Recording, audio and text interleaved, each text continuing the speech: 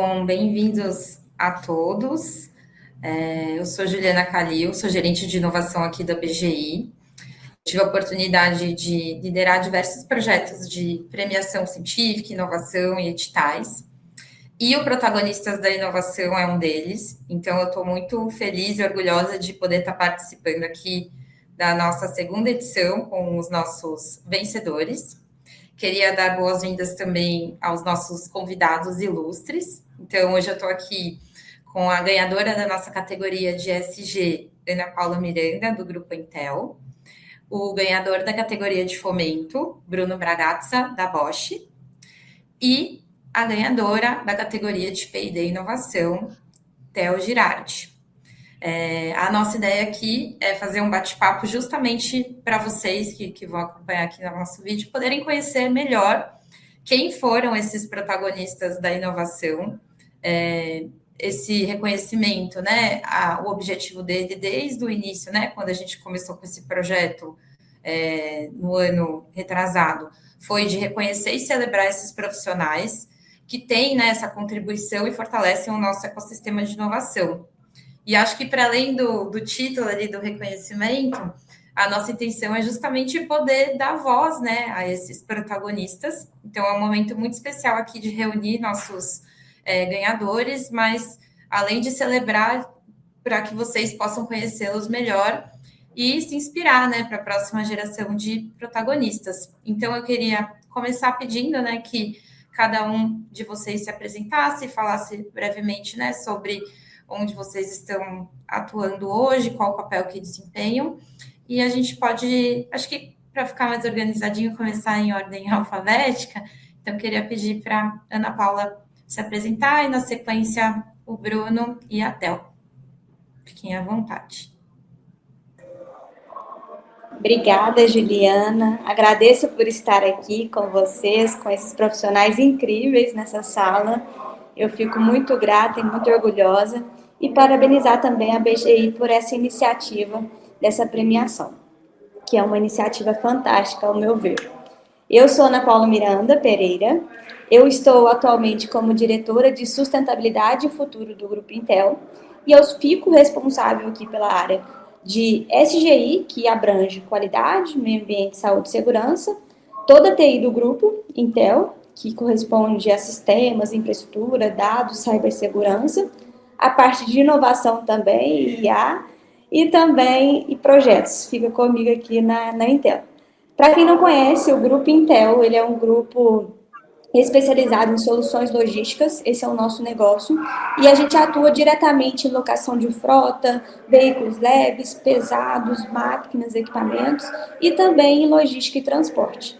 E a gente tem como propósito aqui entregar para o cliente o menor prazo de mobilização e a melhor experiência do cliente. Então a gente tem conosco aqui que a gente é puro movimento. E a gente sempre fala aqui que é bora movimentar o Brasil. Então, esse é um pouquinho da Ana Paula e do Grupo Intel. Obrigado por estar aqui com vocês hoje. Obrigada, Ana Paula. A gente vai, ao longo da nossa conversa, conhecer um pouquinho mais aí do Grupo Intel e da sua atuação também. Vou pedir para o Bruno se apresentar agora. Bruno. Claro. Bom, gente, muito prazer. Sou o Bruno Bragazza, aqui da Bosch. Queria também agradecer essa iniciativa aí da BGI, a premiação, parabenizar também a Theo e a Ana Paula aqui, por essa conquista aí desse ano. Estou muito feliz e muito honrado aí com esse reconhecimento.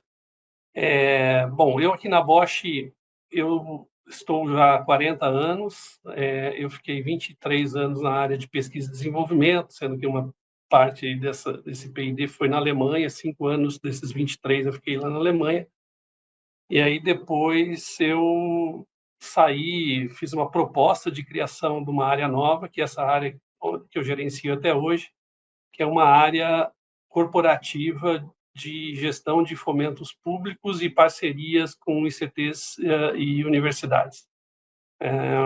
Eu me formei aí analista de sistemas, né? Fiz primeiro técnico eletrônico, depois analista de sistema, e foi logo no técnico de eletrônica que eu entrei na Bosch, e estou aqui até hoje, aí, completei 40 anos no final do ano passado. Muito legal. Bodas de empresa.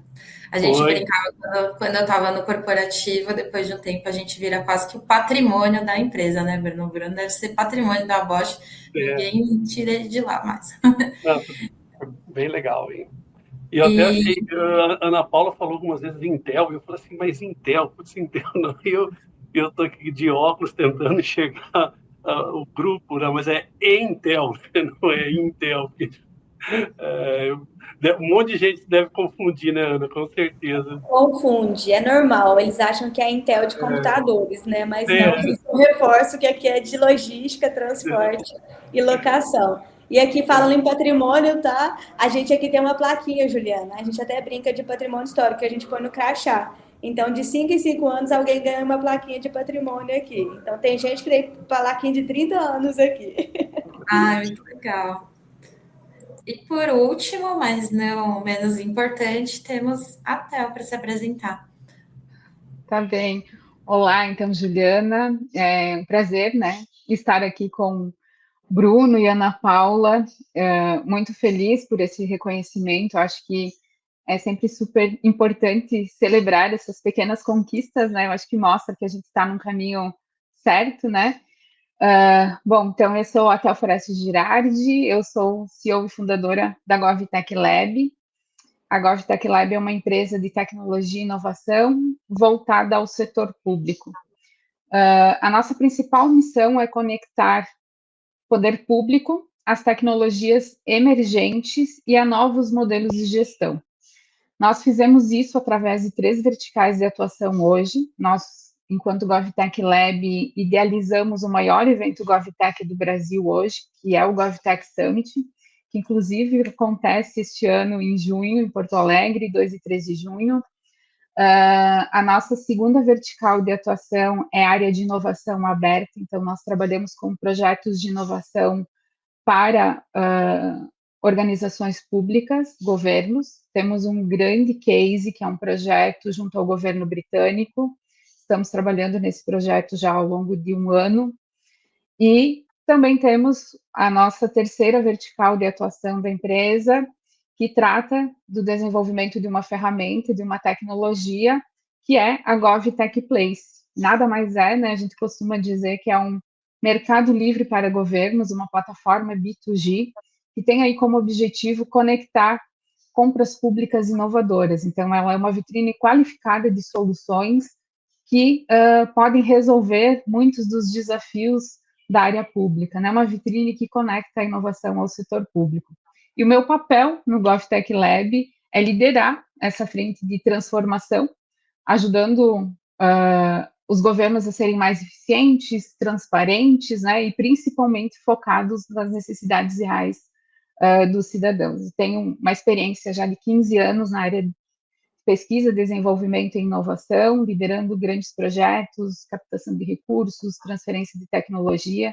Venho da iniciativa privada, mas foi a partir justamente da experiência da iniciativa privada enquanto ecossistema, onde o ator público é uma parte importante, que em 2023, né, recente, assumi esse desafio de transformar aí o setor público. Obrigada, Theo. Daqui a pouquinho a gente conhece um pouco mais da atuação, mas até eu não sei se vocês ficaram sabendo, né? Mas até para contar um pouquinho aqui dos bastidores, a nossa premiação ela aconteceu de forma 100% anônima. Então, quando foi feito ali, né, as inscrições e toda a parte da avaliação da banca, eles só tiveram acesso realmente ao conteúdo que vocês mandaram das inscrições. Então, eles não sabiam, assim, nem de qual empresa, né, vocês pertenciam, nem o nome de vocês, foi 100% anônimo e foi realmente focado ali no conteúdo de cada pesquisa, né, contribuição. O que eu acho muito legal e interessante, porque, no fim, né, a gente conseguiu trazer uma diversidade, né? Acho que de tipos de empresa, de localidades diferentes também. E a ideia hoje é conhecer um pouquinho mais de vocês. Eu, particularmente, gosto muito desse reconhecimento, porque hoje a gente vê, né, algumas premiações ali, mas muito focadas nas empresas. Existem algumas ali mais focadas na parte acadêmica, né? Reconhecendo ali pesquisadores, mas a gente aqui, né, como consultoria, sentiu falta de reconhecer as personas mesmo, né, as pessoas ali por trás das inovações, porque a gente entende, né, que as organizações são movidas por pessoas e por mais que a gente seja ali um pedacinho dentro da engrenagem da empresa, realmente a gente tem pessoas ali que tem esse papel, né, de agente de mudança, de influenciador, que é o que a gente reconhece aqui no Protagonistas. Então, eu trouxe algumas perguntinhas para a gente conversar, mas sempre nesse sentido de conhecer melhor vocês e a trajetória de vocês aí dentro das empresas. Eu Juliane, queria... O nosso reconhecimento, ele era dividido em 3 temas principais, né, que a gente conversou um pouquinho, que é a questão de SG, de fomento e de pesquisa, desenvolvimento e inovação. O que eu acho legal também é que aqui, por mais que cada um tenha ganhado em uma categoria, acho que facilmente poderiam ter ganhado nas 3 categorias. A gente tem muito desse chapéu, né, que muda ali dependendo da necessidade do escopo, mas por questões ali, né, mais da inscrição, a gente teve que fazer essa segmentação e a gente queria conversar um pouquinho mais sobre essas 3 frentes, né, que hoje dentro do nosso ecossistema de inovação são super importantes. Então, queria conversar um pouquinho com a Ana Paula, né, nossa vencedora ali da categoria de SG. Primeiro que já me chamou a atenção o nome do cargo, né, da Ana Paula, que ela comentou que ela é diretora de sustentabilidade futura, que já traz um pouquinho ali, né, da visão, do gostinho ali da empresa sobre essa questão, né, de ESG. Mas eu queria saber, Ana Paula, né, hoje você está num setor super desafiador, né, que é o setor de logística, ainda mais quando a gente pensa em ESG, como que você enxerga, né, o papel das organizações frente a esses pilares, né? Acho que o tema que vem ganhando cada vez mais importância ao longo aí dos últimos anos, mas queria ouvir um pouquinho de você, né? Você está hoje nessa cadeira de sustentabilidade e futuro, como que você enxerga esse papel das organizações aí frente aos pilares de ESG? É isso mesmo. Eu falo que o nome, né, diretora de sustentabilidade futura, é um nome tão bonito para pôr no LinkedIn, mas que é tão desafiante, que engloba tanta coisa, né, que a gente permeia toda a empresa e também o mercado externo, então a gente tem que sempre ficar atento ao que está acontecendo aí. E, né, para quem não sabe, ESG, os critérios de ESG é meio ambiente, social e governança. E referente à sua pergunta, né, como que as organizações, qual o papel das organizações? Todo mundo no mundo tem que fazer alguma coisa, né? A sociedade tem que fazer alguma coisa, as organizações, o governo. Então, todo mundo tem que ter um papel fundamental. E eu acho que o tema, acredito que o tema ESG, ele veio muito estereotipado, né? A gente tem um estereótipo aí que só empresa grande pode ter ESG, só empresas ricas podem ter ESG, precisa de um alto investimento para ter ESG. E não é bem assim. É um termo que ele vem sempre conosco e eu gosto de sempre frisar que ele só troca o nome, né? Antes era responsabilidade social, veio sustentabilidade, depois SG, agora está vindo outros nomes, porque para realmente defender essas ações. O que importa por trás são as ações, não é o nome propriamente dito. E eu falo muito que não existe uma empresa sem SG. Uma empresa, ela precisa de pessoas, aí eu brinco também, que até hoje, até o momento, eu não vi nenhuma uma empresa ser aberta sem pessoas, mas daqui um segundo talvez pode ser, porque com essa inteligência artificial, gente, vou te contar, viu? Mas até então, precisa de pessoas, não tem como uma empresa ser sustentada sem pessoas. As empresas precisam de meio ambiente. Então, como que vai ter a estrutura física? Onde que eu vou ficar? Onde que eu vou alocar, né? Recursos. Então, a empresa precisa do meio ambiente, querendo ou não, é essencial para a empresa. E a empresa também precisa de governança, ela precisa de processos, ela precisa de dados, ela precisa de compliance. Então, eu falo que não existe nenhuma empresa no mundo até hoje, até agora, no momento, sem SG. E às vezes as pessoas ficam perdidas. Eu tenho ou não tenho SG? Você tem SG. Algumas estão no nível mais ali, né, inicial, e outras estão mais avançados. E é natural, gente. Eu falo também que ESG ou sustentabilidade, essas temáticas, ela não pode ser só porque é bonito para mim, porque faz sentido para mim. Nós temos que trazer a pauta de sustentabilidade o que é bom para o negócio.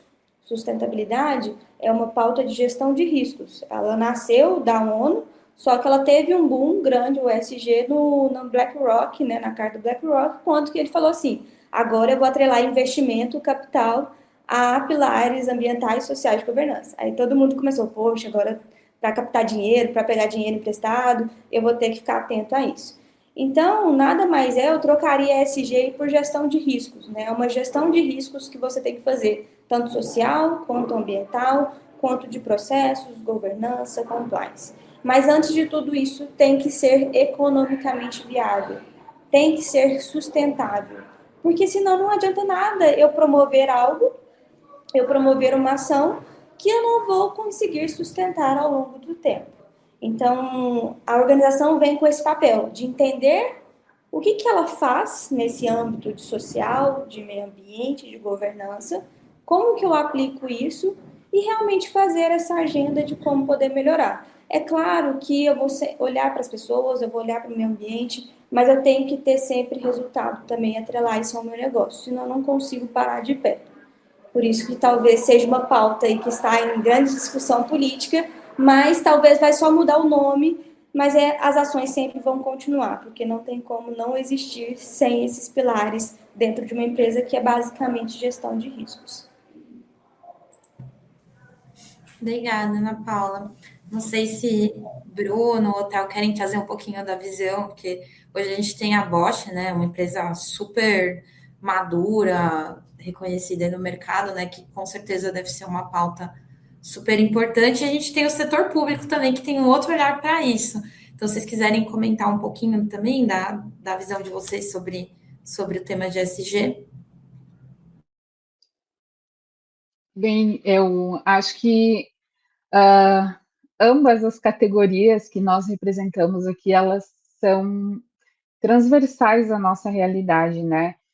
Não tem como não falar de ESG no setor público, porque a Agenda 2030 é uma pauta pública, é uma pauta não só de política pública, mas efetivamente de atender esta agenda dentro do setor público, da porta para dentro, como a gente diz, né?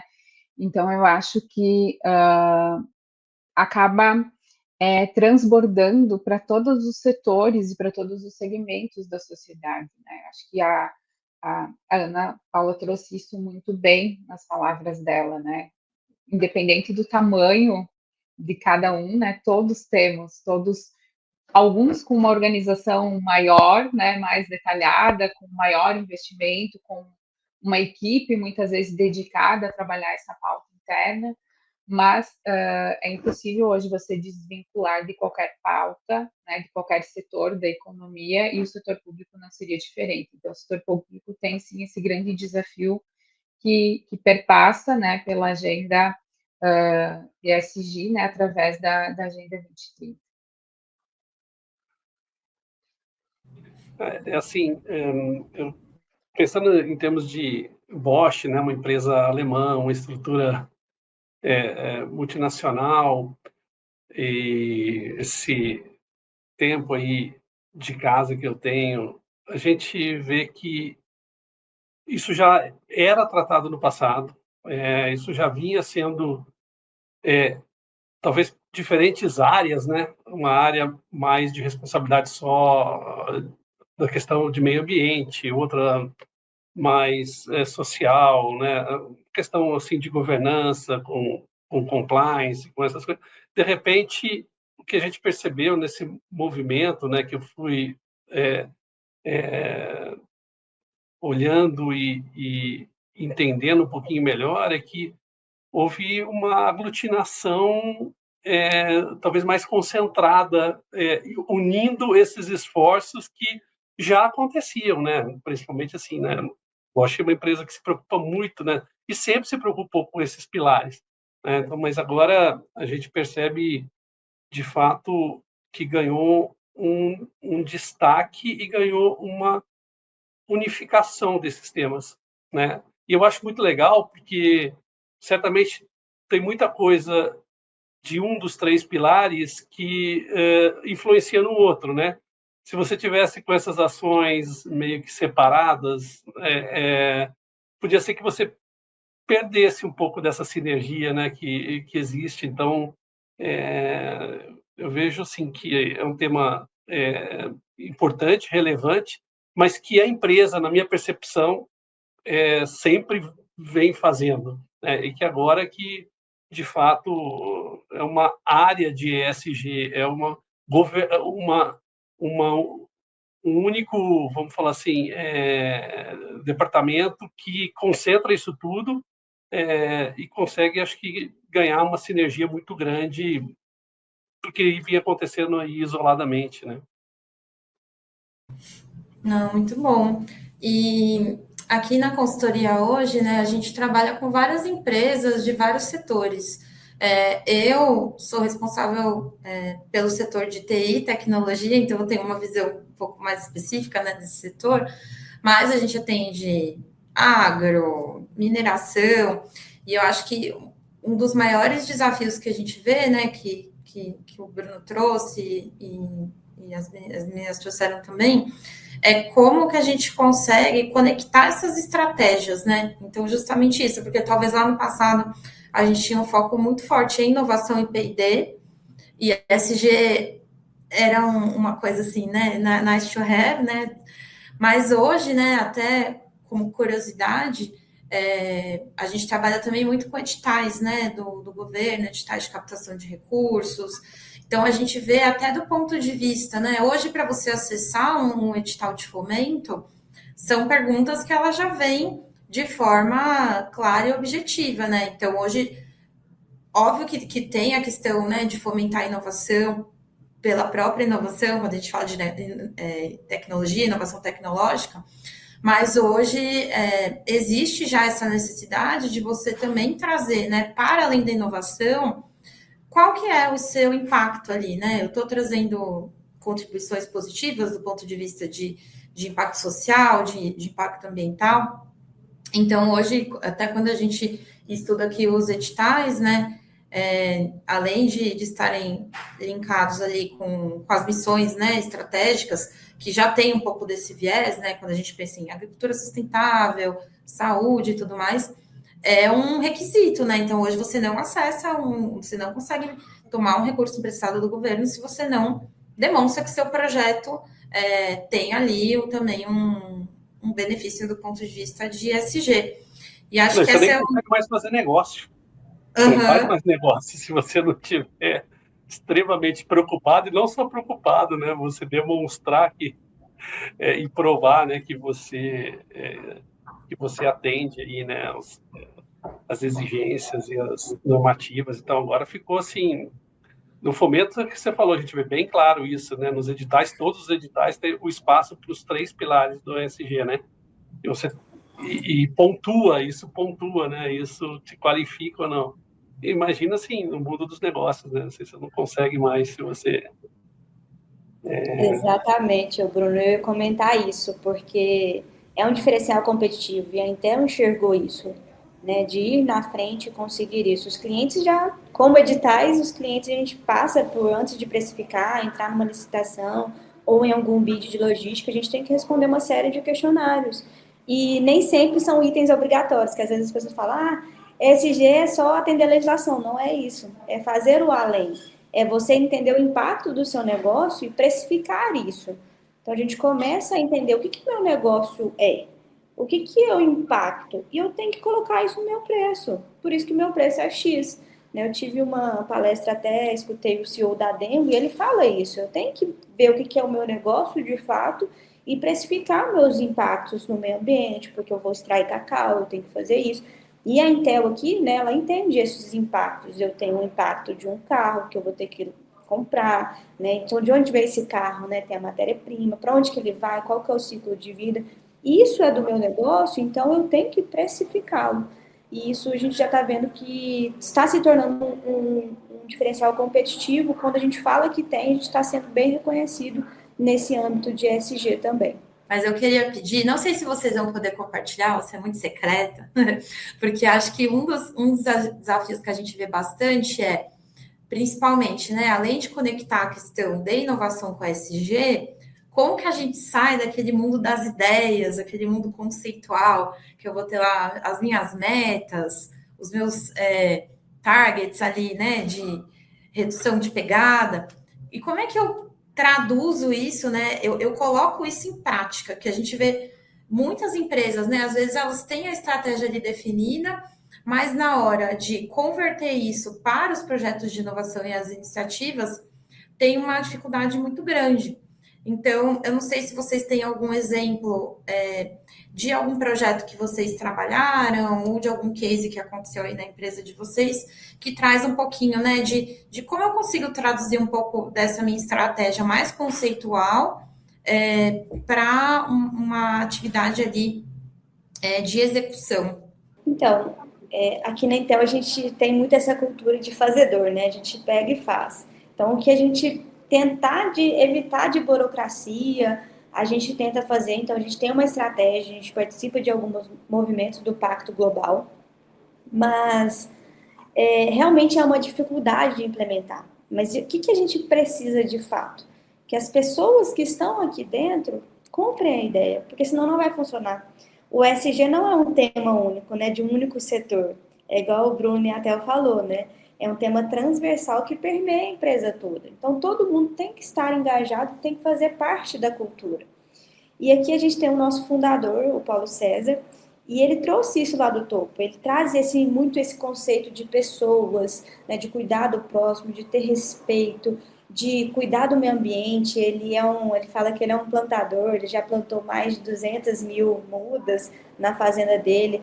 Então isso vem do topo e isso vem da cultura de uma empresa.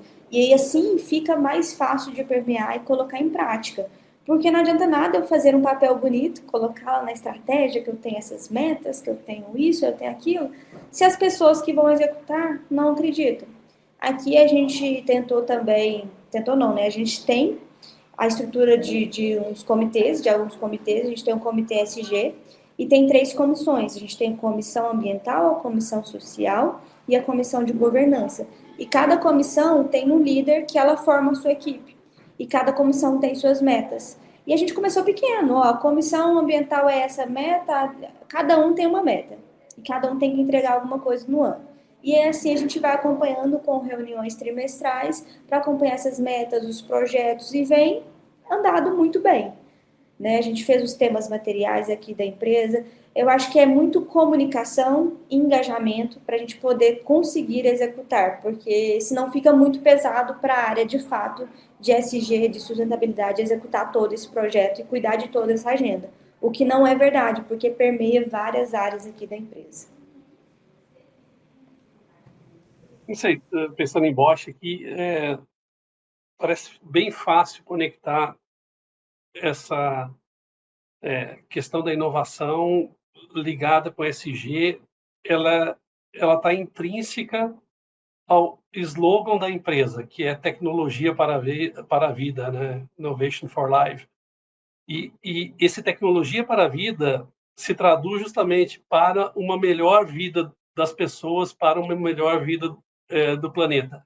Não tem nada, não tem nenhum projeto de pesquisa, desenvolvimento e inovação que a primeira coisa que tem que dar check é se o que eu estou fazendo, o que eu estou pensando, aonde eu estou querendo inovar, tem alguma coisa que vai impactar melhor na vida das pessoas ou na vida do meio ambiente. Então, assim, aí ficou meio que conectado, né? Assim, então, não é uma preocupação que a gente tem que trazer extra, né? Puxa, eu tenho que... Ela acompanha a existência da empresa, ela acompanha a existência da inovação, o motivo de existir da Bosch, né? Então, assim, e do próprio fundador, né? Veio do próprio Robert Bosch, toda essa pegada. Então, assim, ficou mais fácil, né? As coisas andarem juntas e é o que de fato acontece, né? São muitos projetos aí sempre focados em descarbonizar, focado em trazer mais segurança, focado em trazer mais conforto. Então, assim, acho que é bem legal porque as coisas andam juntas naturalmente pelo mote da empresa, né? Então, que é a tecnologia para a vida. Eu costumo fazer um paralelo, assim. Eu acho que a tua provocação, Juliana, quanto a tangibilizar isso na prática, né? E quando eu estava na área de desenvolvimento de produto, enquanto designer de produto, passando pela engenharia mecânica, passando pela tecnologia, enfim, estudando processos, novos materiais, a gente costumava dizer que todo resíduo, todo lixo que era produzido ou que todo resíduo, né, gerado pela produção de um produto na indústria significava um erro de projeto, ou seja, se o projeto gerava algum resíduo é porque o design, o projeto não estava certo, né? Olhando para essa questão da sustentabilidade.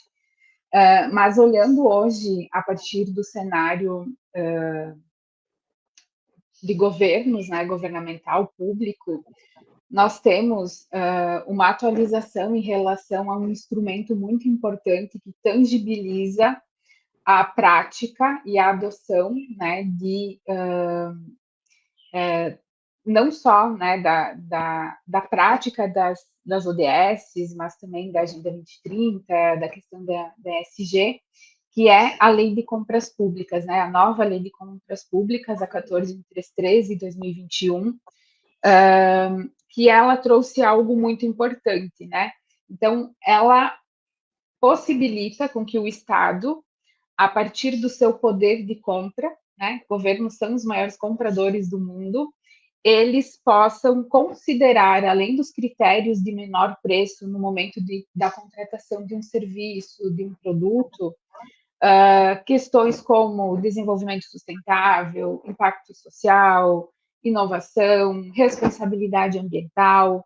Então, muitas vezes, para resolver um desafio da gestão pública, do serviço público, temos aí a possibilidade, a partir desse marco legal, né, dessa lei, dessa legislação, de acessar soluções ambientalmente amigáveis, que lá na frente vão produzir um impacto menor, né, ou menos significativo em relação ao meio ambiente, né, a questão social também.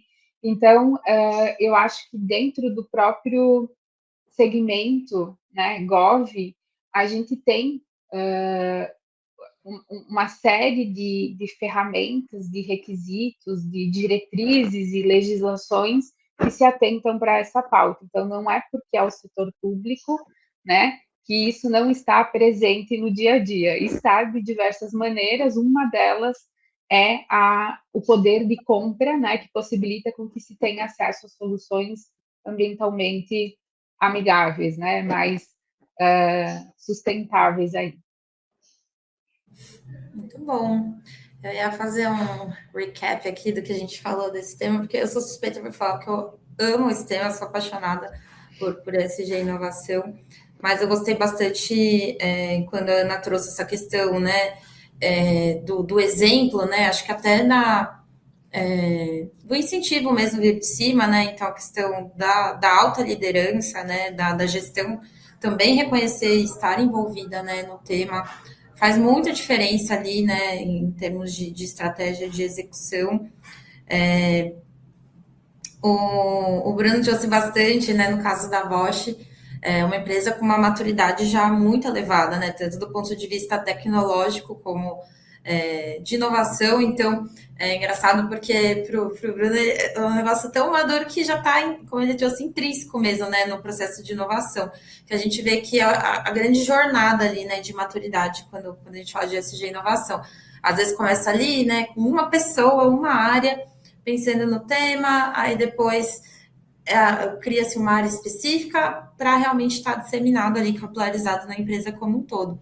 E hoje a Bosch é um caso que a gente vê, né, como o Bruno trouxe, que já está no DNA, assim, né, da empresa. A gente teve recentemente, né, aprovada a lei da reciclagem, ainda um pouco íntima, tímida, mas já algumas empresas fazendo uso. A gente está aguardando também ansioso aí, né, pela formalização do mercado de carbono aqui no Brasil. Então, acho que a gente vem evoluindo, né? Mas acho que justamente até com o público que a gente tem aqui, a gente não espera as leis e os mecanismos estarem prontos, a gente acaba indo atrás, né? Sendo proativo.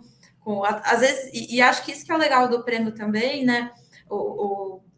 Às vezes é falado assim, né? Será que uma pessoa sozinha é capaz realmente de influenciar, movimentar uma organização? E eu acho que sim, né? Porque eu vejo aqui com vocês, a gente vê muita paixão, muita determinação, e realmente, né? Eu vejo que às vezes a contribuição individual, por mais que ela seja mais difícil e trabalhosa, a gente vê realmente pessoas tendo esse papel, né? De agentes de transformação. Então, eu fico muito feliz de poder conhecer um pouco mais dessas histórias. E eu queria conversar um pouquinho agora mais da questão, né, de P&D e fomento, porque do meu passado ali de corporativo, toda vez que a gente ia começar um projeto, né, definir uma estratégia, e eu sei se vocês vão concordar, mas a questão era sempre assim, nunca faltavam boas ideias. O problema era sempre o quê? Dinheiro. Não temos recursos, não temos budget, não temos pessoas para fazer tudo aquilo que a gente gostaria. E o fomento, ele entra muito nesse sentido, né? Então, de que forma, né, a gente pode dividir o risco ali, sejam com as agências, sejam com o governo, encontrar ali um parceiro que não só apoia a gente do ponto de vista financeiro, mas aposte mesmo na nossa ideia. Então, eu queria saber, né, aqui focando um pouquinho na questão de fomento, né, vocês usam fomento hoje, né, vocês veem esse fomento, né, como um mecanismo mesmo ali que pode, vamos dizer assim, destravar, né, e ter uma contribuição efetiva, né, nessa questão dos projetos de inovação? Bom, não sei se eu poderia até começar aí, já que o tema é fomento. Antes eu vou fazer só um parênteses. Faz 18 anos que eu não estou mais no P&D. Mas há 18 anos atrás, até muito mais, estou falando talvez há 25 anos atrás, quando eu estava no P&D, o processo de desenvolvimento de produto exigia alguns checklists conforme o projeto ia evoluindo, né, e ganhando maturidade. E logo no início do checklist do desenvolvimento, tinha um checklist que você tinha que usar uma ferramenta chamada Design for Environment. Então, quer dizer, você imagina, só para trazer assim, por 25 anos atrás, a gente era obrigado, qualquer produto que a gente fosse desenhar novo, projetar novo, desenvolver novo, usar já ferramentas para pensar em economia circular, em descarte, tudo. Então, assim, é uma coisa que acompanha mesmo todo o processo, né? Por isso, eu só queria falar que é muito antigo, né? Assim, a gente já pensa nisso já há um bom tempo. Bom, em relação aí a esse papel aí que o fomento tem de fortalecer a inovação nas empresas, né? Eu particularmente acho assim que eles cumprem um papel super importante, porque eles acabam atuando justamente onde a inovação ela é mais desafiadora. E onde que ela é mais desafiadora? É no risco, né? Ou seja, quando eu inovo, significa que eu estou investindo em alguma coisa que eu não tenho certeza que vai dar certo, né? Então, eu coloco recurso, eu coloco pessoas, eu coloco dinheiro, né, em um projeto que não está garantido que vai chegar até o final, né? Então, eu acho que nesse ponto que o fomento, daí ele se torna algo bem estratégico, né? Ou seja, ele compartilha o quê? O risco tecnológico entre a empresa e o Estado. E se não assim, muitas vezes, se esse compartilhamento não existir, talvez o projeto nem saia do papel. Assim, eu posso dizer com toda certeza que é assim mesmo, né? E, e principalmente, talvez, nessa relação de subsidiária, né, de multinacional. Talvez você trabalhou na Natura, você falou, né? Natura, ela é uma empresa nacional, ela decide onde ela quer pôr o dinheiro ou não, né? Aqui quem decide onde quer pôr o dinheiro é a matriz, né? Quando você está numa multinacional. Então, assim, era mais suado ainda, né? Então, assim, e não foi à toa que lá em 2007 eu fiz a sugestão de criar essa área, porque 100% era todo aportado pela Bosch, né? E eu fiz a sugestão de criar uma área corporativa que pudesse buscar fomentos públicos, que pudesse talvez potencializar os projetos de inovação, né? Então, eu acho que é justamente esse o papel do fomento. Ele potencializa esse investimento privado, porque o investimento privado tem que acontecer e vai acontecer e é o maior interessado, né? Mas o fomento vem precisamente para potencializar esse investimento que as empresas fazem, né? Então, eu acho que permite que as empresas ampliem aí a sua ambição tecnológica, né? Consigam assumir projetos mais complexos e talvez até de maior risco, né? E com isso você vai acelerando o ciclo de desenvolvimento e isso é um módulo contínuo, né? Então é um ciclo que fazendo mais P&D, fazendo mais desenvolvimento, você consegue é, é, conquistar novos mercados, ter maior faturamento, ter até um maior lucro, porque você consegue sair na frente, né? Então, acho que esses mecanismos eles são fundamentais, né? Além do que, eu acho que eles começam, e eu percebi isso aqui dentro da Bosch, antes a gente tinha 100% capital Bosch, privado. Quando você começa a fazer isso, você começa a criar uma cultura também estruturada, né? Porque você exige uma governança muito grande, então você tem que ter toda uma documentação, métricas, tem que por resultado, tem que reportar isso para as entidades e para as agências de fomento, né?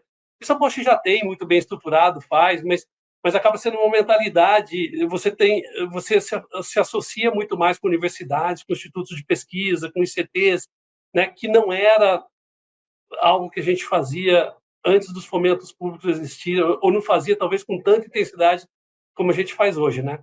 Então, assim, eu acho que fomento é isso. Ele tem esse poder e essa capacidade de potencializar ainda mais a inovação na empresa e, consequentemente, do país como um todo, né? Ô, Bruno, e hoje a gente vê, né, até pelas publicações, né, dos editais, das pesquisas, a Bosch, ela vem atuando de forma bem ativa, né, no uso de fomento, já tem como você trouxe, né, uma área estruturada, teve ali uma jornada de aprendizagem, mas você acha que ainda hoje tem algum desafio, assim, qual que seria a sua maior dificuldade hoje no acesso a esses recursos de apoio ali, de captação de recursos? A gente começou com lei do bem, tá? Assim, um recurso só. Hoje a gente usa. Ano passado a gente encerrou com 14 diferentes instrumentos, inclusive internacionais, né? Então, assim, o que eu acho que tem ainda de desafio é uma gestão mais segura e qualificada disso tudo, porque a hora que você tem um portfólio gigantesco de fomento, né, a gente tem uma estrutura relativamente pequena, é porque a gente está partindo agora.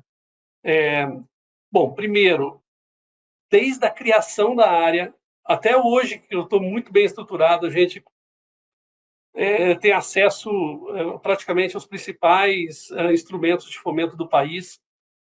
A gente não consegue fazer sozinho. A gente precisa de empresas como a própria ABGI, qualificadas, que nos auxiliam nessa caminhada. Seja porque o instrumento é completamente novo e aí eu tenho o risco de começar do zero e aí a empresa pode me ajudar a fazer isso por um tempo para que eu absorva e consiga trazer internamente, seja por capacidade mesmo, e competência e braço para fazer, né?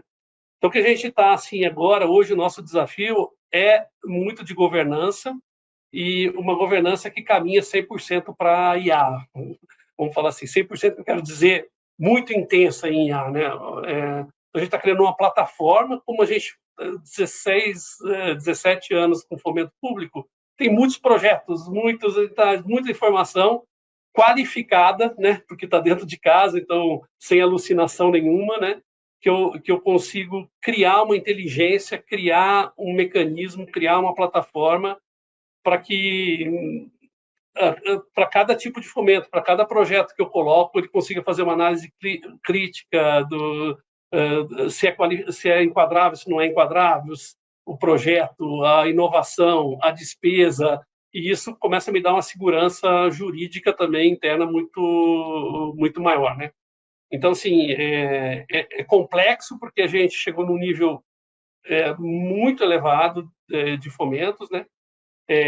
Então, assim, hoje o meu desafio tem sido essa questão de colocar uma inteligência atuando dentro dessa plataforma e dessa gestão de fomentos, porque você vai conseguindo fomentos novos, mas não acabou o antigo que você tinha ainda, né?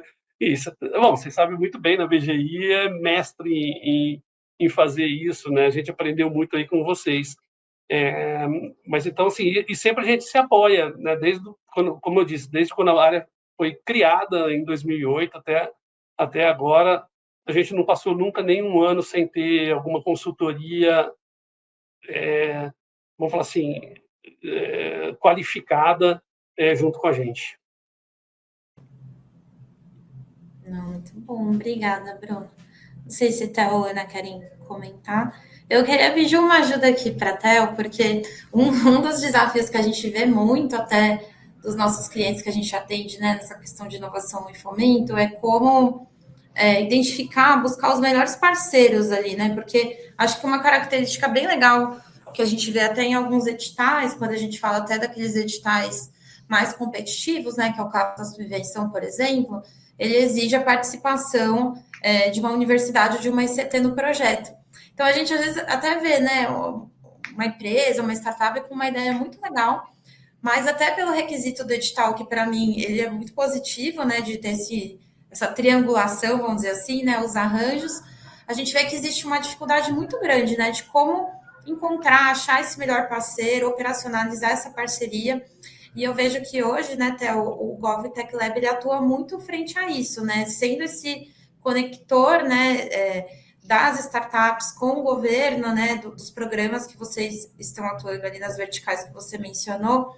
Então, queria que você puder comentar um pouquinho, né, de como você estruturou toda essa estratégia mesmo, né, de como criar essa rede colaborativa envolvendo esses parceiros aí de diferentes áreas ali, né, do ecossistema. Então, eu acho que o Bruno trouxe alguns pontos, né, que eu também, por muito tempo, me dediquei de forma muito intensa à questão de captação de recursos, estruturação de projetos, né, mapeando esses parceiros, conectando o P&D de grandes empresas a instituições de ensino, né, eu acho que aproximar a iniciativa privada e governos hoje de instituições de ciência e tecnologia é algo de extrema relevância e importância, porque há uma riqueza muito grande dentro desses centros. E eu acho que estabelecer essas conexões, né, a gente acaba criando um ambiente muito favorável a esses projetos, né? A esse desenvolvimento de pesquisa e de inovação para dentro da indústria, para educação, né? Para vários outros setores. Eu tenho vários exemplos assim que eu gosto muito de trazer e vou pontuar os dois nichos, né? teve um período, né, profissional em que eu estive à frente coordenando um ecossistema de inovação, um parque científico e tecnológico dentro de uma grande universidade, e nós tínhamos o grande desafio de termos empresas de diferentes tamanhos, muitas pela matriz produtiva ser do agro, grandes empresas multinacionais do agronegócio, tanto no desenvolvimento de tecnologia como de cultivares, enfim, onde a gente tinha o desafio de conectar a pesquisa de laboratório com a empresa. E tudo isso era possível a partir desse ecossistema. Então, nós tínhamos muitas empresas com seu P&D dentro da universidade, onde os alunos tinham a oportunidade de aprender na prática, de vivenciar essas experiências, né? Os pesquisadores, por outro lado, tinham a possibilidade de transferir essa tecnologia, né? A gente sempre dizia assim, de transformar paper em PIB, né? Em nota fiscal. Claro que todos esses mecanismos, né, esses recursos, esses instrumentos de fomento, muitos, a grande maioria hoje, são subsidiados por organizações públicas, por fundos públicos, né? E aí, fazendo um paralelo com a atuação hoje do GovTech Lab sobre esse olhar né, do setor público, o setor público é um grande fomentador da inovação, da tecnologia, mas ele também tem um recurso que é finito, tem um dinheiro que é público, né? Então, nós temos aí a prestação de contas por parte do ente público também, desses projetos que são subsidiados, que são financiados, e isso acaba justificando um pouco a questão da segurança jurídica junto ao interesse público, né, junto à questão do impacto social, do desenvolvimento e do apoio à inovação e à tecnologia. Então, ter uma ICT por trás, voltando ali na tua fala, Juliana, é uma chancela muito importante para o setor público, porque quando a gente tem um pesquisador dedicado, né, a gente sabe que aquele recurso está sendo bem investido, que na prestação de contas, né, a gente, enquanto né, pessoa, entidade, empresa que acessa esses fomentos de recursos, a gente precisa, né, fazer essa prestação de contas também, mas do outro lado, o fundo também precisa fazer a sua prestação de contas, né? E eu acho que mais do que isso é enxergar que após o encerramento daquele projeto existe uma continuação que muitas vezes é ancorada por uma ICT, é ancorada por um parque científico e tecnológico, é ancorada por uma política pública bem estruturada de uma secretaria, né, de um ministério, enfim, né? Então, eu acho que tudo isso está muito conectado e a base de tudo isso é a questão, né, da educação, da ciência, da tecnologia, porque se há inovação e tecnologia hoje é porque alguém se dedicou a pesquisar isso, né? Então, eu acho que, claro que a gente tem tempos diferentes, né? Mas é um processo natural, né? E que acaba sendo muito importante em todos os editais de fomento, né? Nós que tivemos aí a experiência de trabalhar com o governo internacional, né? Com o fundo britânico, né? Europeu também, enfim, a gente enxerga que é muito semelhante ao que a gente tem aqui de fomento, né? A prerrogativa é que todos os projetos sejam ancorados em instituições de ciência e tecnologia. Eu acho assim, só complementando o que a Theo disse, os editais do ano passado já exigiam isso, todos os editais, os 3 editais FINEP de subvenção econômica, era obrigatório você ter, no mínimo, uma ICT presente no seu projeto de P&D também. E, obviamente, mais de uma, você ganhava pontuações mais elevadas, ou seja, então podia ser que você até cumprisse a obrigação que você estava com uma, mas você ia ganhar uma nota mais baixa naquela pontuação específica e nem fosse qualificado por conta disso, né? E isso foi bem legal, né? Acho que isso é bem importante. E se a gente pegar um instrumento, então, que é mais antigo, muito mais antigo, é um incentivo fiscal, né? Mas de extrema relevância, que é a lei da informática. A lei da informática hoje exige que uma parte da sua obrigação de investimento seja feita em CTs públicas ou privadas, divide, inclusive Norte e Nordeste, uma parte Norte e Nordeste, no Neneco, né, que eles chamam aí. Então, é o seguinte, eu acho que é isso, é esse casamento que é importante, que é relevante de ser feito, e foi talvez um dos maiores aprendizados, e está sendo, né? Eu acho que valeria até a pena comentar esse desafio. A Bosch ela tem 410 mil colaboradores no mundo, sendo quase 90 mil pesquisadores dos 410 mil. É muito pesquisador. Assim, praticamente, se a gente acessar as redes que a gente tem, uma ferramenta, uma plataforma que você coloca a competência, o que você quer e acha as referências desses 90 mil pesquisadores, praticamente eu ouso dizer que uma boa parte dos seus problemas você conseguiria resolver internamente, o que fecharia mais um pouquinho as portas do P&D, né? E o uso do instrumento público, eu acho que possibilitou a gente a expandir isso. Isso foi um ganho gigantesco, a abrir, a ter mais um Open Innovation, né, junto com universidades, com institutos de pesquisa, e nós estamos ainda num aprendizado, mas se comparar o que era antes e o que é agora, por conta do fomento público. Então, isso é muito legal também. Sem dúvida, é um ganho que beneficia tanto a iniciativa privada, as empresas que, independente do seu porte, têm a oportunidade de desenvolver pesquisa de ponta, né? Muitas empresas que não são multinacionais, né? Não têm uma estrutura gigante, têm condições de, ao invés de criar o seu P&D dentro da própria empresa, criar dentro dessas ICTs, né, a partir de ambientes como parques tecnológicos, hubs de inovação.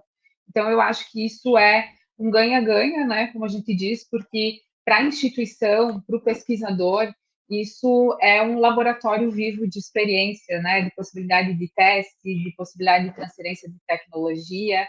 Então, eu acho que bom, né, que isso anda muito junto com as políticas públicas de fomento. Eu gosto de comentar, as empresas, né, normalmente tem aqueles projetos como vocês trouxeram, né, que são os mais arriscados, os mais incertos, que às vezes fica ali na prateleira, passa o ano, não vou tirar o orçamento, né, do meu core ali para investir. Justamente esses projetos que a gente quer que eles saiam do papel, e o fomento acaba sendo um mecanismo bem interessante, né, para viabilizar essa questão. Bom, eu ficaria horas aqui conversando com vocês, porque além de ser um tema do qual eu gosto muito, conversar com essas pessoas maravilhosas aqui é um privilégio, mas até por conta do nosso tempo, eu queria agradecer, né, a vocês três, então, Ana, Bruno, Theo, pela disponibilidade, pelas contribuições aí muito ricas, reforçar, né, o reconhecimento do protagonistas.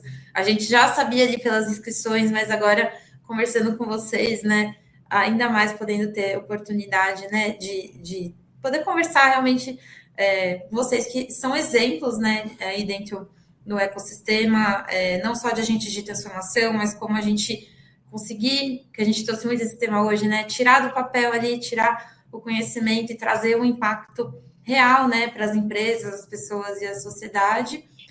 Parabéns de novo pela conquista, né? A gente deseja muito sucesso. A gente quer continuar vendo vocês ali atuando no ecossistema, acompanhando as vitórias e os projetos, que a história de vocês continue inspirando muito outros protagonistas, né? Que é o que a gente quer incentivar aqui com a premiação. E eu queria pedir para vocês deixarem não sei, uma palavra, um conselho, pensando nos nossos protagonistas júniores, aqueles que estão começando ali, tem vocês ali como fonte de inspiração. Que conselho, que palavra vocês deixariam para essas pessoas aqui que estão nos assistindo? Vou começar, então, pela ordem alfabética. Eu deixaria uma frase, né? Eu falo muito isso, a gente tem que começar. Dá o primeiro passo, começa. Faz o que faz sentido. E faça bem feito e de forma genuína. Porque quando você ama o que você faz, você não terá que trabalhar nenhum dia. Então, gosto muito de reforçar isso para todos aí, e os próximos que serão inspirados. Agradeço por estar aqui, eu aprendi tanto com vocês aqui. Toda vez que eu sento numa mesa, eu falo assim: eu vim aqui para aprender. E é o que eu fiz aqui hoje. Eu saio uma nova Ana Paula, com tanto de aprendizado que eu consegui com o Theo, com a Juliana e com o Bruno. Muito obrigada, viu, pessoal? Legal. E assim, como a minha categoria foi fomento, o que eu queria dizer é que existe muitos mecanismos, muitos instrumentos, e ainda pouco uso pela empresa. E esses mecanismos, esses fomentos, eles estão justamente aí para ajudar e potencializar as inovações das empresas. E essas inovações é que vão deixar as empresas mais competitivas. Então, assim, eu não sei se tem algum país no mundo com tanta pluralidade de instrumentos e possibilidades aí de incentivos para o fomento à inovação empresarial. Então, acho que minha mensagem é: procurem, vão atrás, façam que nem a Ana falou, vai de pedacinho, como os bolos aos pedaços. Amanhã eu tenho mais uma empresa que vem aqui fazer benchmark. Desde que eu criei a área, foram mais de 150 empresas que vieram aqui fazer benchmark com a gente, mas cada história é uma história, né? Assim, não dá para você replicar a história da Bosch em outra empresa, mas dá para você pegar talvez um pedacinho e entender. Então, o que eu acho bem legal e importante é, poxa, faça alguma coisa simples. Você pega um Inova Talento. O Inova Talento, que é um pesquisador na empresa, é, é, é, é, que você pode falar assim: poxa, eu não estou sem mão de obra, vou começar com isso. Né? É qualificado, é um pesquisador, ele tem essa relação com a universidade, que é muito bom, e você vai ampliando. Depois você começa com: mas eu não opero no lucro real, então não posso usar a lei do bem. Tudo bem, vê se algum dos editais você pode submeter o seu projeto. Então, acho que tem muitos instrumentos e dá para você fazer. Faça os pedaços, mas faça. Mas dá trabalho. O que eu ouço disso daí, gente, dá trabalho. Então, assim, dá trabalho. Tudo na vida dá trabalho, mas poxa, para uma causa nobre, né? Eu acho que é você poder potencializar esse motor da inovação da empresa que você faz parte. Então, e não precisa ter.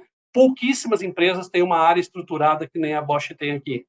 Mas o que tem de empresas, de consultorias, né, que são muito sérias, que podem apoiar, uma entidade de classe, talvez, a qual a empresa participa. Estou lá na ABMAC, ABINE, ABSEM, todas elas estão olhando o que existe de fomentos públicos. Vai lá, putz, entenda, faz.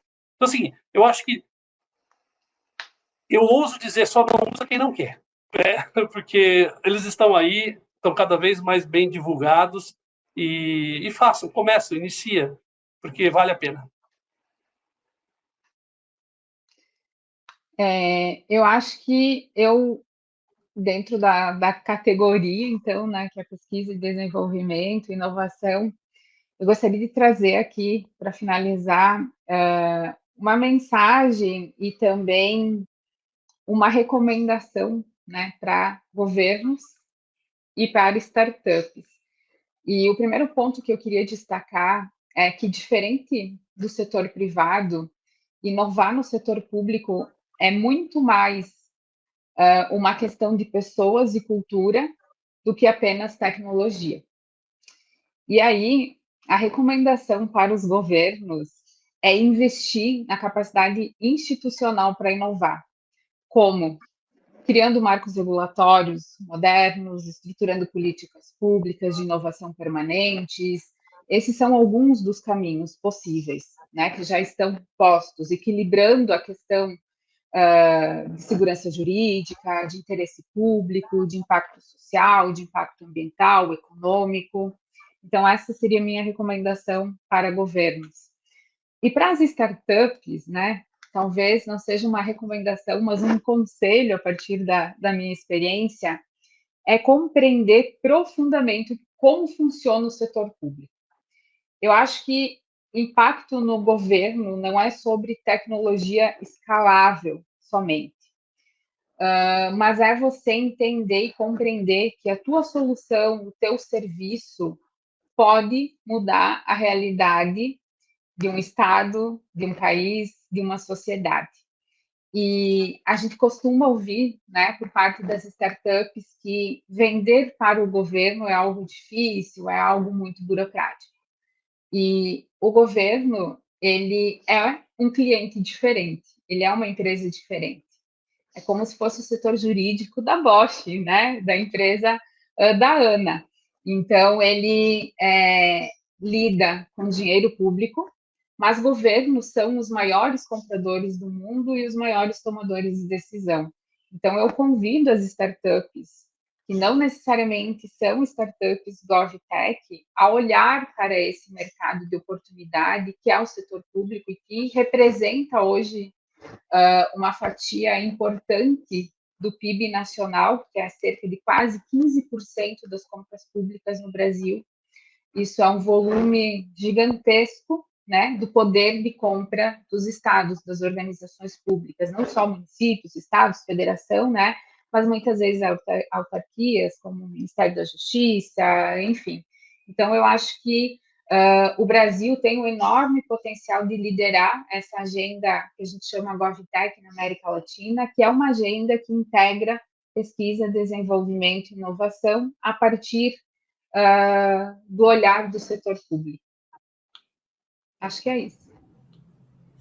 Obrigada. Queria agradecer de novo nossos protagonistas maravilhosos, vencedores da edição de 2025. Queria agradecer a ABS, a Blue Rock, ao Tecoa e a Tecnopuc, que foram nossos parceiros nesse reconhecimento aí tão importante dentro do nosso ecossistema de inovação.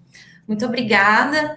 Sigam nossos queridos protagonistas ali também nas respectivas redes para continuar acompanhando o trabalho. Acho que o reconhecimento, né, dessa premiação é importante, mas mais legal ainda é poder acompanhar, né, o trabalho de vocês e ir vendo ali todos os projetos e contribuições que tenho certeza que vocês ainda vão poder trazer para a gente. Obrigada, pessoal. Gente, tchau. Obrigada. Obrigado, gente. Obrigada. Obrigada. Tchau, tchau. Tchau, até mais. Até mais.